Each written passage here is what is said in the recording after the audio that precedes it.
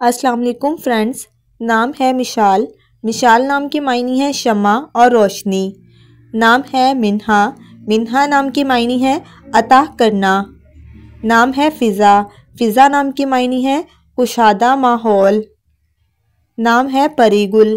परीगुल नाम की मायनी है फूलों की कतार। नाम है परिशे। परिशे नाम की मायनी है परी चेहरा। नाम है अनाबिया।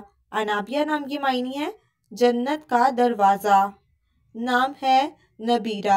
नबीरा नाम की मायनी है अक्लो दनाई वाली। नाम है ज़हरा। ज़हरा नाम की मायनी है मददगार साथी। नाम है महज़ा।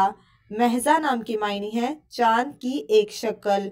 नाम है यामिना। यामना नाम की मायनी है अमनो सुकून वाली। नाम है अफनान। अफनान नाम के मायनी है दरख्त की शाख।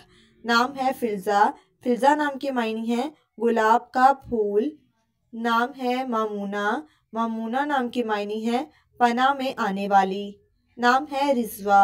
रिज़वा नाम की मायनी है राज़ी होने वाली। नाम है हनिया। हनिया नाम की मायनी है पसंदीदा और दिलरुबा। फ्रेंड्स, अगर आप अपने नाम का मतलब जानना चाहते हैं तो कमेंट बॉक्स में अपना नाम लिखें। Thanks for watching. अल्लाह हाफिज़।